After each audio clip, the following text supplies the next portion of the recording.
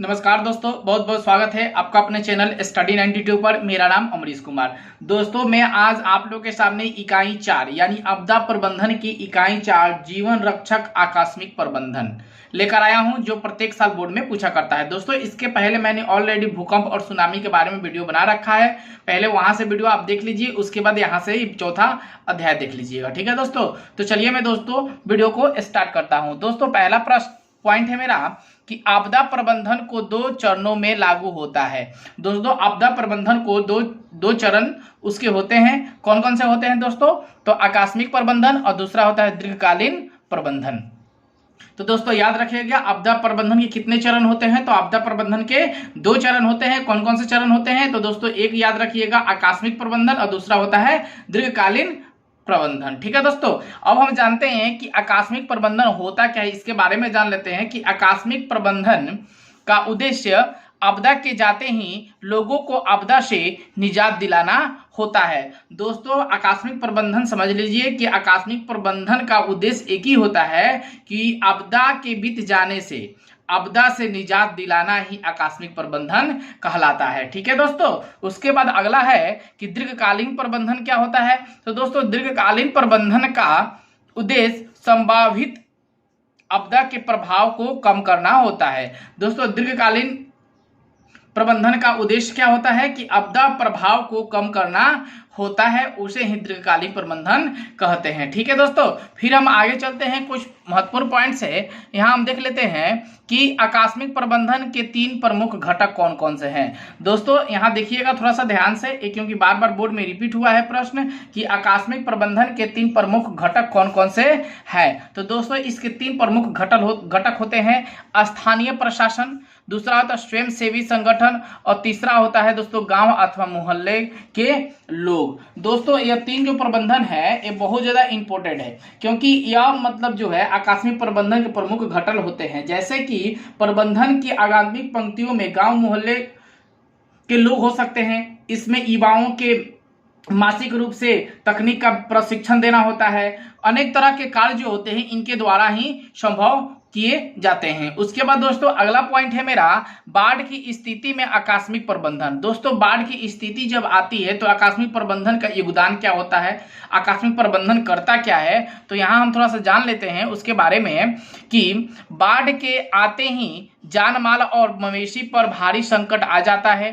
पहली प्राथमिकता बाढ़ रोकना नहीं बल्कि बाढ़ से लोगों को बचाना है।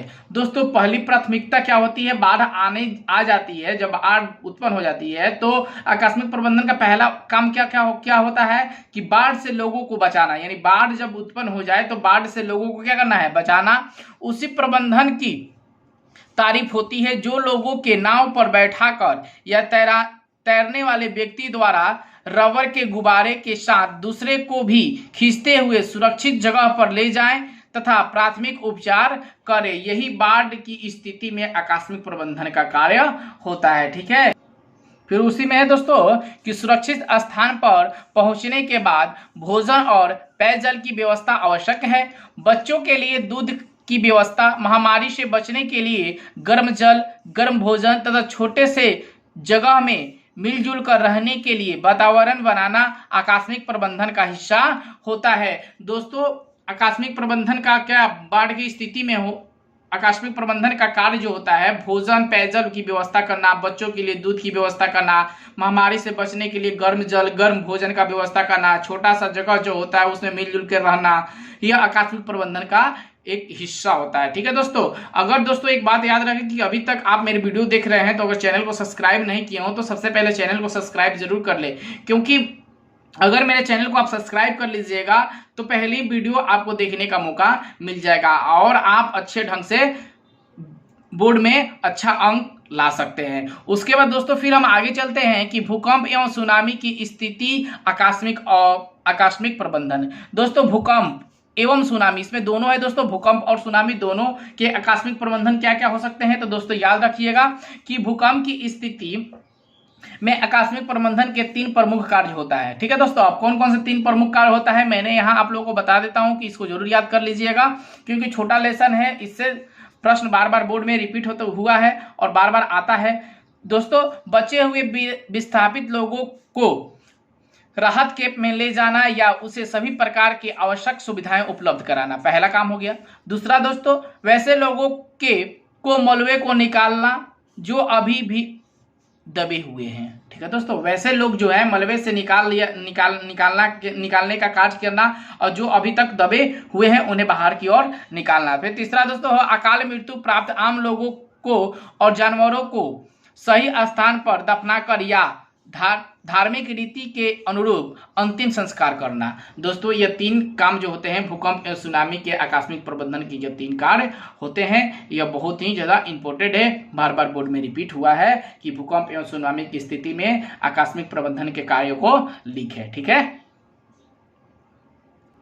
चलिए दोस्तों, यह जो है आग लगने की स्थिति में, दोस्तों आग लगने की स्थिति में आप क्या करिएगा, देखिए गांव कस्बे में होता है हमेशा क्या होता है कि आग लगता है। तो अगर आप इस वीडियो को पूरे ढंग से अगर देख लेंगे, समझ लेंगे, तो आपके मोहल्ले गांव में कहीं भी आग लगे तो आप सुरक्षित हो जाइएगा और सुरक्षित लोगों को कर पाइएगा।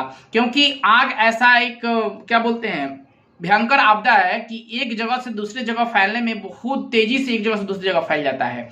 तो वहां क्या होता है कि आग की स्थिति भयावह हो जाएगी, जिसके कारण जान माल की खतरा अधिक बढ़ जाएगा। तो अगर आप इस वीडियो को देख लीजिएगा, पूरे ढंग से समझ लीजिएगा, तो आग कहीं भी लगे आप जरूर उसे आग को बुझा दीजिएगा। और चलिए आगे है, आग लगने की स्थिति में शुष्क गर्मी ऋतु में गांव का आग से स्वाहा हो जाना आपदा का ही एक रूप है। ठीक है दोस्तों, ऐसे आपदा में आकस्मिक प्रबंधन की 3 बड़ी जिम्मेवारी होती है। अब दोस्तों देखिए 3 जिम्मेवारी कौन कौन सी होती है यहां हम जान लेंगे थोड़ा सा।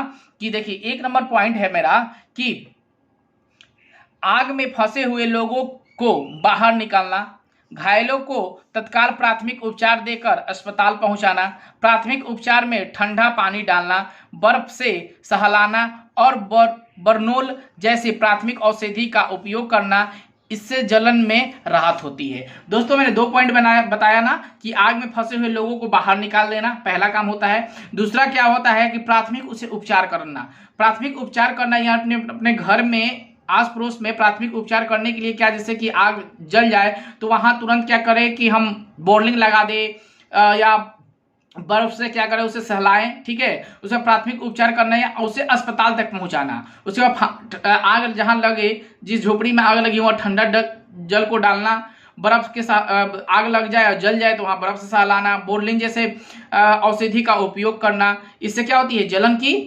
जलन कम हो जाती है। और उसके बाद दोस्तों तीसरा है मेरा कि आग के फैलाव को रोकना, जिसके लिए नजदीक में उपलब्ध बालू हो, मिट्टी, अगर तालाब हो तो तालाब का जल का उपयोग। दोस्तों बालू, मिट्टी, अगर तालाब नजदीक में हो तो उसका जल। उसके बाद दोस्तों अग्निशामक दल को बुलाना। ठीक है, यदि झुग्गी झोपड़ी में हो तो कुछ दूरी से इस प्रकार उखाड़ फेंकने की अगले मकान तक आग का संकट न हो सके। दोस्तों यहां समझ लीजिए अच्छी ढंग से और इसे जरूर याद करिएगा। चलिए देखिए बहुत महत्वपूर्ण पॉइंट है, मैंने 3 पॉइंट रखा है, बहुत जबरदस्त पॉइंट है, इसे जरूर याद करिएगा। आग से बचाव कर्मियों के लिए निजी उपकरण। आग से जो बचाता है उसका निजी उपकरण क्या होना चाहिए? तो देखिए सबसे पहले हेलमेट की जो आवश्यकता होनी चाहिए, लाइफ जैकेट की, टॉर्च, गर्म बूट और सीटी की आवश्यकता होनी चाहिए। आग बुझाने वाले कर्मियों के पास होना चाहिए। उसके बाद दोस्तों भूकंप से बचाव के कर्मियों के लिए उपकरण, तो यहां देख लीजिए सीढ़ी होनी चाहिए 1 नंबर, रस्सी, घिरनी, प्राथमिक उपचार बॉक्स, हथौड़ा और स्ट्रेचर। ठीक है, उसके बाद बाढ़ से बचाव के लिए साबुन, रुई, कीटनाशक दवा, थर्मामीटर, कैंची, दास्ताने, ORS पैकेट, बैंडेज, कीटाणु रहित मरहम पट्टी, कैंप बैंडेज, चिपकाने वाला टेप। इतना आवश्यकता बाढ़ से बचाने वाले कर्मियों के लिए पास होना चाहिए।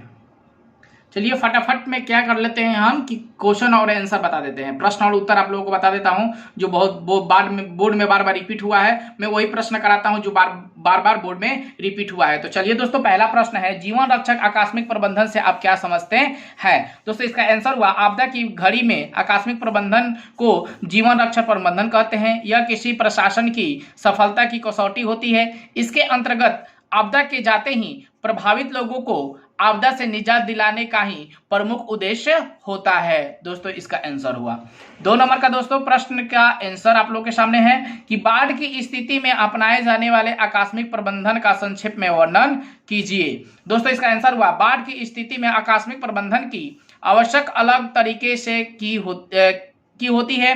बाढ़ के आते ही जान माल और मवेशी पर भारी संकट आ जाता है तथा सुरक्षित स्थान पर पहुंचाने के बाद भोजन तथा पेयजल के लिए दूध की व्यवस्था, महामारी से बचाने के लिए गर्म जल, भोजन आदि की व्यवस्था की जाना चाहिए। ठीक है, चलिए तीसरा प्रश्न आपके सामने है, भूकंप एवं सुनामी की स्थिति में आकस्मिक प्रबंधन की चर्चा करें। दोस्तों इसका आंसर हुआ कि भूकंप की स्थिति में आकस्मिक प्रबंधन का 3 प्रमुख कार्य होता है।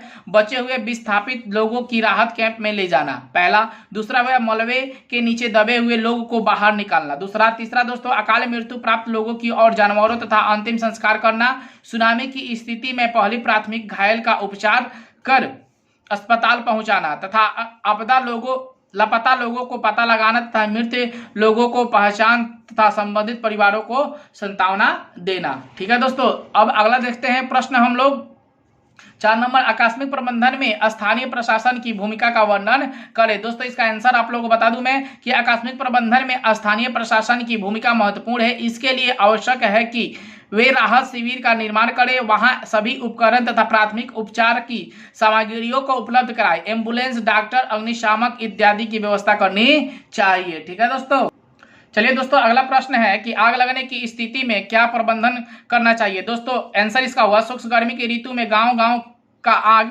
से जल जाना आपदा की एक ही रूप है।